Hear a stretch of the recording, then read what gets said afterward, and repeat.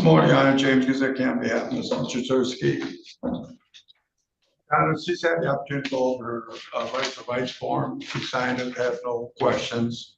Going to enter a plea of guilty of having contact with Mr. Godot, and then we're asking if we can address the court prior to sentencing. All right, ma'am, can you tell me your first and last name? Jessica Chuzurski. All right, did you go over this probation violation arraignment and advice of rights form? I did. Did you understand your rights? Yes, And did you sign and date the back of that? I did. And you understand, ma'am, that if you enter a plea of guilty, you'll be waiving the hearing rights listed on this form. We're not going to have a hearing. Do you understand that? Yes, Okay. And you've had a chance to discuss that with your attorney? yes, And you understand there's a allegation you failed to comply with the no contact order. That's a non-technical violation. So I could give you the maximum possible jail time on this offense, which would be 93 days. Do you understand that? I understand. All right, you gotta speak up for my court I reporter. understand. All right, knowing all of that, ma'am, how do you plead to the allegation you failed to comply with the no contact order? Guilty. Has anyone forced you, threatened you, or promised you anything to get you to plea? No, All right, I'll accept the plea. Mr. Guzicki? You know, I think obviously the court is well aware of this situation and that of the complaining witness in this matter. Mr. Chuzurski, she's been under doctor's care for many psychological things. And Mr. Verda has taken advantage. He's had contact with her, and although it's her fault, or she should not be talking to him, she's obviously, you know, he's manipulative, and she falls into the trap every time. You know, there's not much else I can really say, Your Honor. I'm just asking if there's an alternative to the 5 days in jail. As I indicated, court's aware of both parties in this case. I am. Yeah, and I just wish the court would take that knowledge into consideration. Ms. Wagaman, anything? The only thing that I have, Judge, is that I did call Ms. Chuzurski directly before the last contact reported to me. That's what's so infuriating and frustrating about this. Correct. And then they had a phone conversation discussing the conversation that I had with Jessica to never contact him, hang up if he calls you, do not respond or react to any text messages. And not even 2 hours later, I got word that she talked to him. Here's the thing, ma'am. Mr. Verdu is going to use the criminal justice system to harass you and to punish you. Yes, you are. Yes, you are. Yes, you are. He's going to, because he's consistently done it. Here's the thing though, you're on probation. You had a court order, and in that order, I said, you can't have contact with him. And I'm going to refresh your memory. Last time we were here, or the time before, when I learned that you had a VOP for contact with him. And then I was given a stack like this of the two of you going back and forth, where he was verbally harassing you, abusing you. I mean, the whole thing was disgusting. The entire thread of messages was disgusting, but you kept taking the bait. When you did that, I had a really long lecture, ma'am. And in that lecture, I told you, I can't make him. There are things you can do, and it looks like you've done it. At this point, I can't make him not contact you, but I can make you not contact him. And what'd you do? He starts using the criminal justice system again. He contacts you all the time, but you respond and you don't do what he wants, and he goes to your PO, right? Yeah, So he goes to your PO and provides some evidence that you have had contact with him, right? And then she calls you, and your PO tells you, do not have contact with him. The judge has ordered that you have no contact. Do you remember that call? yes, And then the first thing you did when you hung up the phone with Miss Wagaman was do the one thing she said not to do, that I previously ordered, previously lectured you on. We'd already been to court once on it. Do not contact this man. And you immediately put a call into him. and started talking about your call with Miss Wagaman. And of course, Mr. Verdude got what he wanted because he recorded that call and turned it over to your PO. So not only are you, listen, I'm not justifying, I think it's clear his behavior in this case, but you are under court order to have no contact. And the one thing, if it would have been this back and forth, we would have looked at it. But when I have a probation officer call a defendant and say, hey, remember, you can't talk to him, period. And the first thing you do is get off the phone and call him. Where do you think you're going? Where do you think you're going when you outright violate a court order like that? That's right. Ding, ding, winner, 5 days jail. That's where you're going. And I hope you learn something from this, because whatever's going on between the two of you is, quite frankly, insane. And if you have any contact with this man, you're out of your mind, because anytime you contact him, he just turns around and tells Aaron and you go to jail.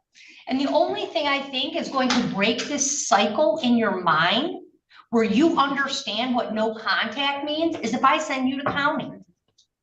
That's it. That's all. That's the only thing that's going to work. Everything else I've tried lecturing you. Aaron's talked to you. I have literally put it in a court order and you violated the order. Not once, but twice. And probably many, many, many more times. So you're going. They stole something. Okay, you're going to jail. You had a choice. And the fact I have a recorded call, that Miss Wagaman received a recorded call of you calling him right after she told you not to, there's no choice. I have no choice. You're going to jail 5 days, Wayne County Jail. And when you get out, you talk to Aaron and you do not talk to Mr. Verdude, because if you do, next time I'll put you in for 10. And he's gonna bait you and you know it. We're set. All right, we're here on 251453 FT, the people versus Ian Jagger. Matt Keys on behalf of probation. Good afternoon, Your Honor. Alyssa Segura with the Neighborhood Defender Service, P86432, appearing on behalf of Ian Jagger, who stands to my right. Ian Jagger. All right, so before we go into anything, I'm just gonna say what I'm thinking at this point. I'm not gonna continue to play, all right? He gets out, he's supposed to turn himself in. This is the second time now that he comes in and tests positive for heroin. This is just the first time. What happened the last time? Was he in, I kept him in custody. I wouldn't let him out Correct. until we had a bet. Then The Sacred Heart could not get in at that time until. So he had to come in on Friday. Friday. Correct. He's here on Monday and he's testing positive for heroin and what else? Heroin and cocaine. Heroin and cocaine. Mr. Jagger, look at me. Do you want help or are you wasting my time? I want your help. If you blow this again, I'm not doing this. There are people that are waiting to get in this program. I only have room for so many. And if I'm not doing it anymore. And you're clearly in your high risk, high needs, like you clearly qualify for the program. But like, when did you get out of Sacred Heart? I went and I did the whole process.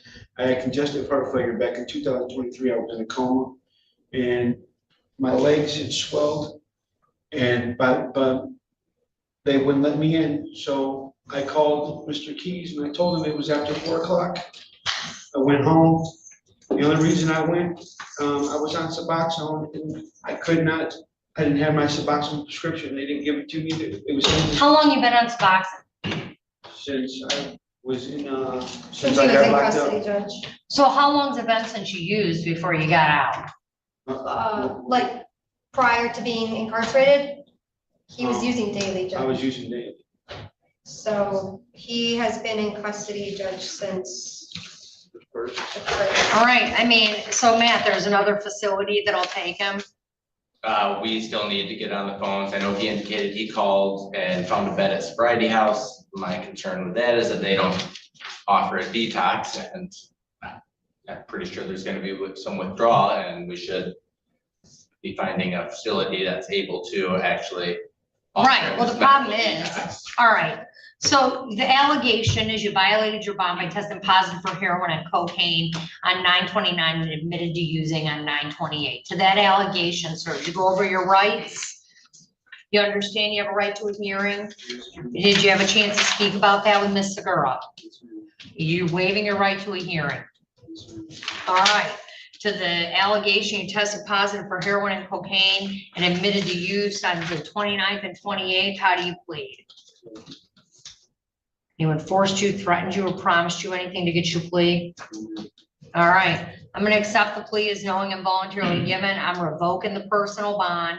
So you can't trust yourself. I understand. The only way you're gonna stay alive is if you're not on these streets. I understand, thank you. Set cash bond and it will convert to a personal. When bed's available, we do not need to go back on record. I am stating on record that when he's got a bed available, it'll convert to that personal. And we won't have to go back on to modify it. All right. My attempts or my plan is gonna try to get him on the phones this afternoon. If we can't find anything today, I mean, considering there's likely gonna be a withdrawal, I mean, do they get some best interest to be going to Wayne County after? I mean, yeah, they're not gonna have anything next door. They're gonna send them to county.